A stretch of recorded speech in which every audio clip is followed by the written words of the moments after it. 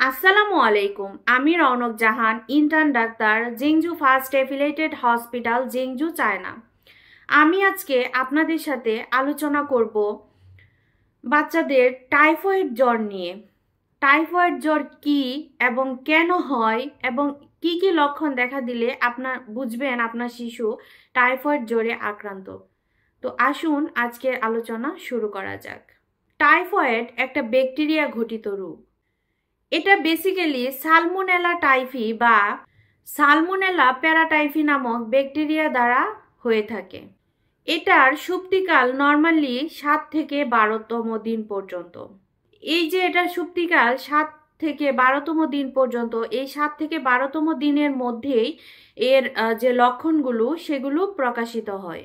এটা বেসিক্যালি আমরা বলে থাকি ফিকু ওরাল রুট, অর্থাৎ মুখ ও পায়ুপথে এর জীবাণুটা প্রবেশ করে থাকে। যে সকল বাচ্চারা বাইরের স্ট্রিট ফুডগুলা খেয়ে থাকে, বাইরের খোলা আকাশের নিচে যে সকল খাবার দাবার বিক্রি করা হয়ে থাকে, সেই সকল খাবার দাবারগুলো যদি আপনার বাচ্চা খেয়ে থাকে তাহলে এই রোগে আক্রান্ত হওয়ার সম্ভাবনা থাকে।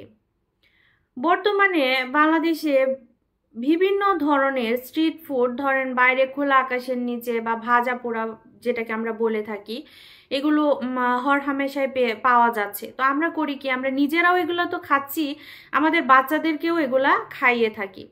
তো এই যে বাইরে যে স্ট্রিট ফুডগুলো আছে বা খোলা আকাশের নিচে যেসব খাবার দাবারগুলা বিক্রি করা হয়ে থাকে, এগুলো যদি আপনি আপনার বাচ্চাকে দেন তাহলে এই যে টাইফয়েডের যে ব্যাকটেরিয়া এইসব খাবার দাবারের মধ্যে থাকে, তার ফলে আপনার বাচ্চা টাইফয়েডে আক্রান্ত হওয়ার সম্ভাবনা থাকে বা সম্ভাবনা বেড়ে যায়।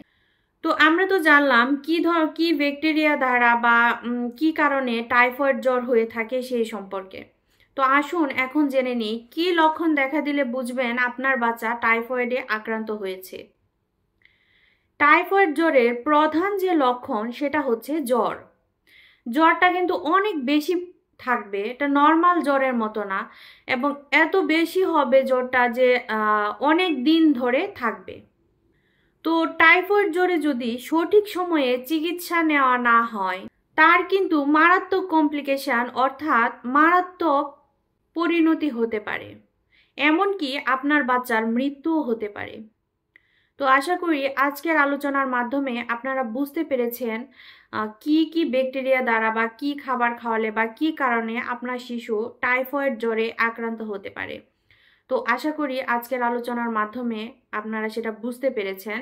তো আপনাদের বাচ্চাদেরকে এসব থেকে বিরত রাখবেন, এসব খাবার খাওয়ানো থেকে বিরত রাখবেন। তো সুস্থ থাকুন, ভালো থাকুন। এরকম নতুন নতুন ভিডিও পেতে আমার চ্যানেলকে সাবস্ক্রাইব করে আমার পাশেই থাকুন। আজকের মতো বিদায় নিচ্ছি। ধন্যবাদ।